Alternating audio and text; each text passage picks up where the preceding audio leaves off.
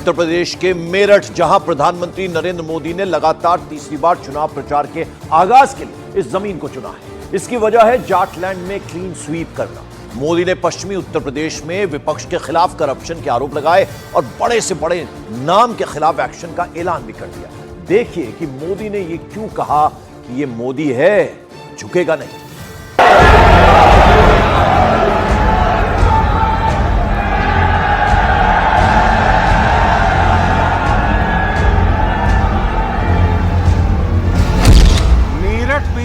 मोदी का mega show तीसरी बार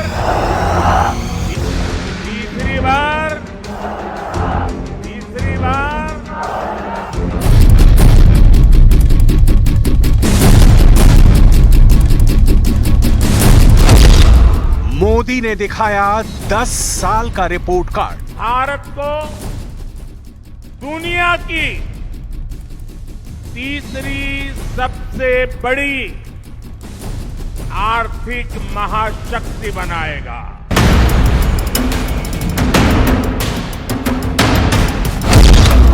मोदी ने असंभव को बनाया संभव। अयोध्या में रामलला का भव्य मंदिर बनेगा।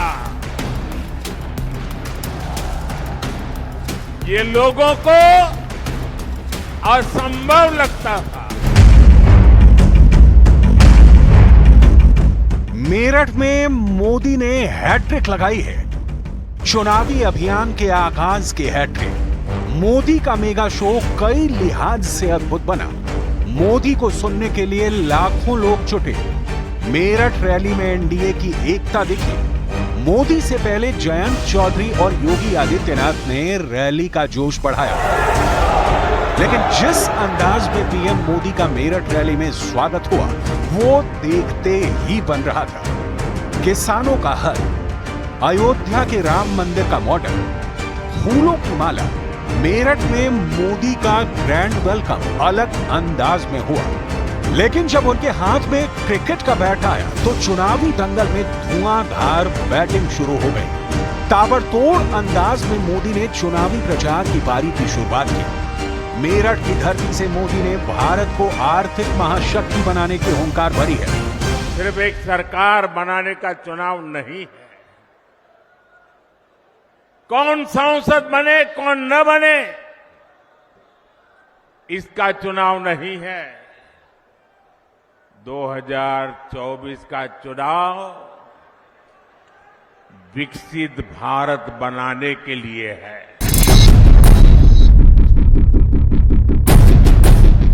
मोदी ने चुनाव प्रचार की औपचारिक शुरुआत में 10 साल की उपलब्धियों का जिक्र किया। मोदी की गारंटी की गूंज मेरठ रैली में भी गूंजती रही। लखपति दीदी को लेकर मोदी ने नया कीर्तिमान रचने का भी ऐलान कर दिया। जिसको किसी ने नहीं पूछा, उसको मोदी ने पूजा है।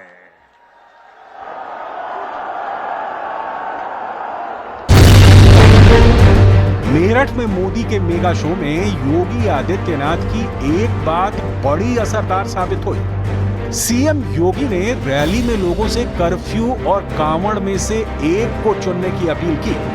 योगी का यह बयान दंगे के दौर से गुजरे जाटलैंड में बेहद असरदार साबित होने वाला है। इस बात का गवाह है, समाजवादी पार्टी और कांग्रेस की सरकारों के समय इस क्षेत्र ने उनकी दंगा पॉलिसी को झेला है। एक तरफ भारतीय जनता पार्टी और सहयोगी दल प्रधानमंत्री मोदी जी के नेतृत्व में देश को विकसित भारत की इस परिकल्पना को साकार करने के लिए पूरी मुस्तैदी और मजबूती के साथ कार्य कर रही है, तो दूसरी तरफ वे विभाजनकारी ताकतें परिवारवाद और जातिवाद के आधार पर सामाजिक ताने बाने को छिन्न भिन्न करने का कार्य भी कर रही हैं।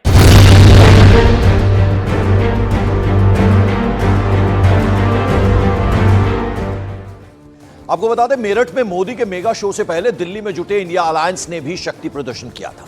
दिल्ली के रामलीला मैदान में विपक्ष के निशाने पर सिर्फ मोदी थे। 28 दलों के दिग्गज नेताओं ने बारी बारी से मोदी के खिलाफ हल्ला बोला।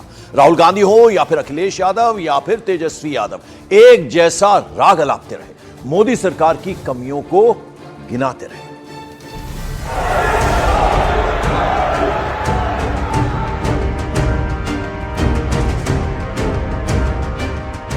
लोकसभा का चुनाव है,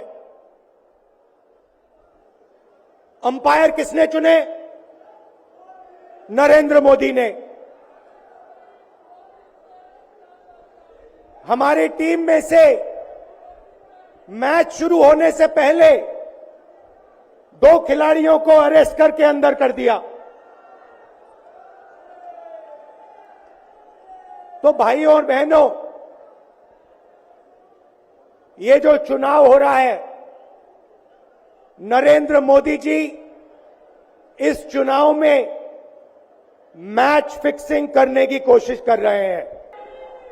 तो इस मैदान से ये ऐलान होने जा रहा है कि हुक्मरान जो दिल्ली में बैठे हैं वो अब ज्यादा दिन रुकने वाले नहीं हैं।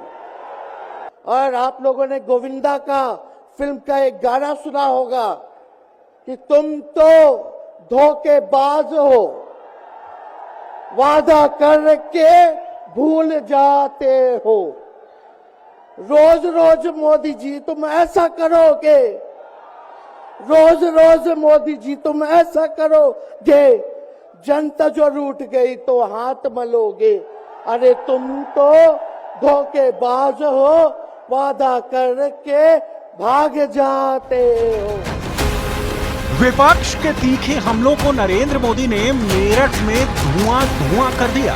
मोदी ने जब मंच संभाला और रॉ में आए तो इंडिया अलायंस पर करारा प्रहार किया। बड़े बड़े भ्रष्टाचारी आज सलाखों के पीछे हैं।